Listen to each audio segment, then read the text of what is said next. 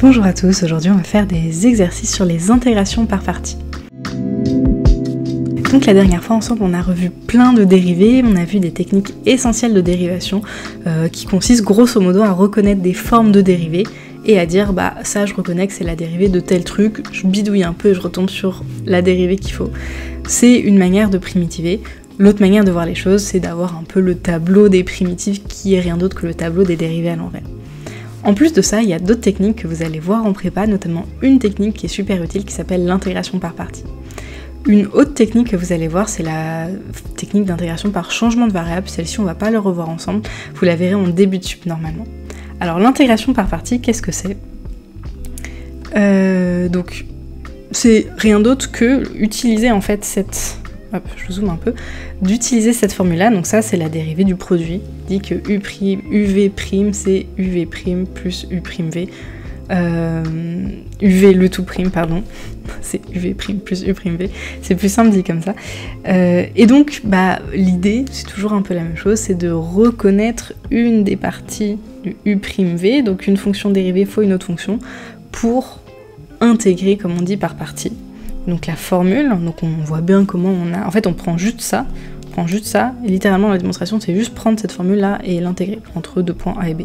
Donc si je prends cette formule et que j'intègre entre deux points A et B, j'ai que l'intégrale entre A et B d'une fonction de la forme UV', c'est la variation, donc le crochet de UV entre A et B, moins la partie qui reste, l'intégrale entre A et B de U'V de TDT.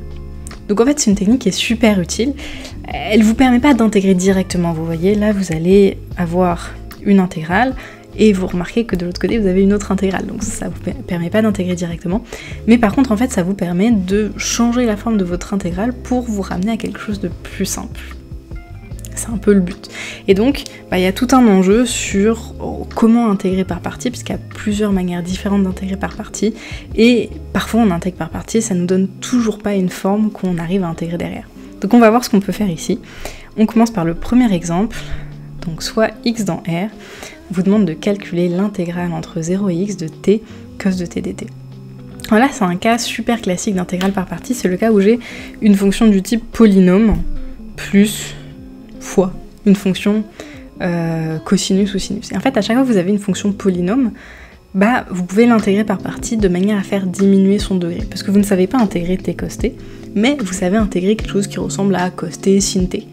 Et donc, quand vous avez des polynômes, vous voyez dans la formule, en fait, comme la formule c'est du UV', je vais avoir une partie de mon intégrale que je vais identifier à U, et l'autre partie que je vais identifier à V'. Et comme dans mon intégrale derrière j'ai une partie qui est du U' et une autre partie qui est du V', ça veut dire quoi? Ça veut dire que je vais intégrer un des deux facteurs de mon intégrale et je vais primitiver, je vais intégrer un des deux facteurs de mon intégrale et je vais dériver le deuxième. Donc il y en a toujours un que j'intègre, un que je dérive. Moi j'aime bien représenter ça comme ça. Pour que ce soit plus simple, j'aime bien représenter ça comme la flèche vers le bas c'est celui que je dérive et la flèche vers le haut c'est celui que j'intègre. Donc, quand on a une fonction polynomiale, en général, bah ça, on ne sait pas trop l'intégrer comme le produit de quelque chose, à part si on repère, encore une fois, une forme connue, donc pour ça, je vous renvoie à la vidéo précédente où on a regardé plein de formes connues de primitives. Si on ne sait pas faire ça, bah, il faut forcément baisser le degré de ce polynôme pour pouvoir le mettre sous une forme plus simple. Et donc, systématiquement, quand vous avez une intégration par partie de la forme polynôme fois des sinus, polynôme fois exponentielle, vous baissez le degré de votre polynôme au maximum et ça va vous donner une intégrale plus simple. Donc allons-y ici. Donc là, on va dire que U, donc là j'ai noté UV', VU' pour identifier avec la formule que je vous ai donnée. Après, au fur et à mesure, on pourrait aller plus vite sur ça et juste noter les petites flèches comme moi. Donc T, on le dérive. La dérivée de T, c'est 1. La primitive de V, c'est sin T. Et donc, je garde bien le crochet. Donc, mon crochet, c'est UV. UV, c'est ce qu'il y a là. En fait, UV, ça va toujours être une des fonctions fois la fonction que vous avez mis en haut de votre flèche. Si vous notez un peu comme moi avec des flèches et des couleurs et tout ça. Donc, ça va être UV, ça va être T sin T entre 0 et X. Et ensuite, on va avoir l'autre partie qui va être du U'V. Donc U'V, c'est forcément ce qu'il y a aux extrémités des flèches. Donc ça va être ça. Donc là, vous allez avoir du sin t dt. Et ben là en fait on a réussi, vous voyez, parce qu'on avait quelque chose qu'on savait pas intégrer à la base. Là on a une variation, donc ça on sait toujours la calculer.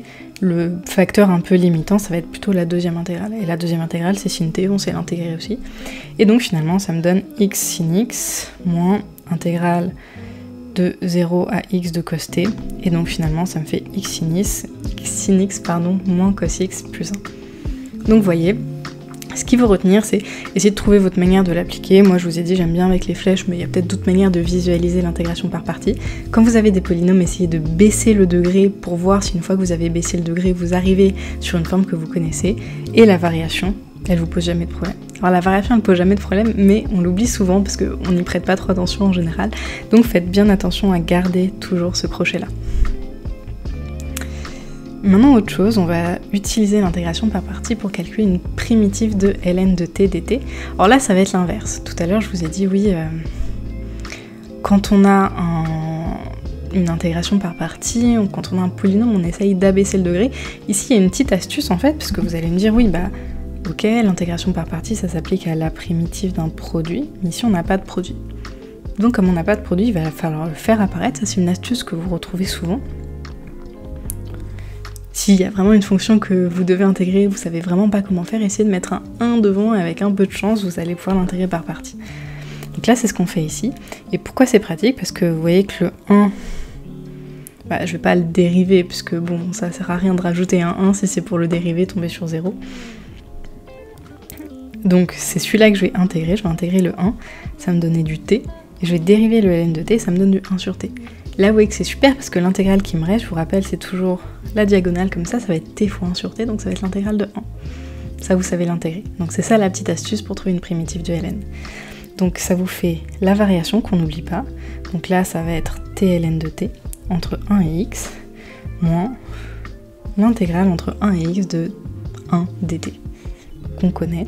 Et donc finalement, une primitive de ça, entre 1 et x, ça va être x ln de x moins x. Donc vous voyez, comme ça on a trouvé une primitive du ln. Dernier exemple ici, une fonction de la forme t carré sin de t dt. Donc normalement, si vous avez suivi les deux premiers exemples, vous savez comment faire, puisqu'ici on retrouve quelque chose de la forme polynôme fois sinus. Et je vous ai dit, quand on a quelque chose de la forme polynôme fois sinus, on dérive le polynôme pour abaisser son degré au maximum et espérer tomber sur une fonction qu'on connaît. Donc on y va, ici on dérive t carré, ça nous fait 2t, on intègre sin t, ça nous fait moins cos t. J'ai ma variation, donc la variation c'est ça, donc ça va me faire t carré cos t entre 0 et x. Là je remarque que j'ai oublié un moins. Ouais, j'ai oublié un moins ici, hop, on va corriger ensemble. Donc ça fait moins t carré cos t entre 0 et x, plus l'intégrale entre 0 et x de 2t, hop, ce qui est ici cos t dt. Et donc tout ça, hop, il y a le petit moins qui traîne, donc ça, on va le traîner encore pendant tous les calculs. Moins x carré cos x, plus 2... Ah oui, faites bien attention, j'ai pas précisé, mais faites bien attention également dans la formule que là, c'est un moins. Donc faites bien attention au signe, parce que parfois, on oublie qu'ici c'est un moins, on met un plus. Donc c'est bien un moins dans la formule. Donc là, j'ai moins, ça fait plus. Intégrale de 0 à t de t cos t dt. Donc ça nous fait la variation moins x carré cos x, moins ce qui se passe en 0, mais en 0, ça s'annule. Plus 2 fois l'intégrale de 0 à x, t cos t dt. Bon là, vous voyez, on a fait l'intégration par partie. Et l'intégrale qu'on a à la fin, bah finalement, elle nous arrange pas tant que ça, puisqu'on sait toujours pas l'intégrer. A priori. Sauf que en fait, bah, c'est une fonction du même type que tout à l'heure, vous voyez, c'est une fonction de la forme polynôme fois un sinus ou un cosinus. Donc ça, on sait l'intégrer en faisant en fait une autre intégration par partie. C'est ça l'astuce ici, c'est que là, mon polynôme que j'ai, par intégration par partie, j'abaisse son degré, donc il passe de 2 à 1, et si je fais une autre intégration par partie, bah, il va passer de 1 à 0, et là, c'est gagné pour moi. Alors allons-y encore une fois, toujours la même chose, donc je dérive t, ça me fait 1, j'intègre le cos t, ça me fait du sin t, j'ai toujours ma variation, donc là je calcule juste ce bout là d'intégrale, toujours ma variation qui va être, cette fois-ci x sin x, moins entre 0 et x, là cette fois-ci je me suis trompée sur les notations, faudrait mettre une variable muette en fait, parce que c'est t sin t que je prends entre t égale x et t égale 0. Bon, vous voyez l'idée, mais c'est juste pour être clair sur la rédaction. moins l'intégrale entre 0 et x de sin t dt. Donc ça me fait x sin x moins, toujours pareil, ça disparaît en 0, et sin t, si j'intègre, ça me fait du moins cos x entre 0 et x, et donc tout ça me fait x sin x plus cos x moins 1. Donc là j'ai calculé juste ce petit bout d'intégrale là, et maintenant on met tout ensemble, on dit que mon intégrale c'est ça plus ça. Et donc on va avoir le 2x sin x plus le 2 cos x moins 2, qui vient de mon intégrale ici, que j'ai multiplié par 2, plus x carré cos x, et là il y a la petite erreur de signe qu'on se traîne depuis tout à l'heure, et c'est un moins ici. Voilà pour la formule finale. Bon, évidemment si c'est la première fois que vous voyez les intégrations par partie, c'est pas toujours facile d'avoir les automatismes. Ce qui est important c'est de bien visualiser à chaque fois quelle est la fonction que vous dérivez, quelle est celle que vous intégrez, essayer de repérer toujours quelle fonction est u', quelle fonction est v', quelle fonction est v, etc. Et n'oubliez pas deux choses, n'oubliez pas les variations dans les intégrations par partie qu'on a tendance à oublier, et n'oubliez pas que ici c'est un mot. Si vous avez tout ça, normalement vous arrivez à intégrer par partie n'importe quoi. J'espère que ça vous aura été utile et on se retrouve bientôt pour d'autres vidéos.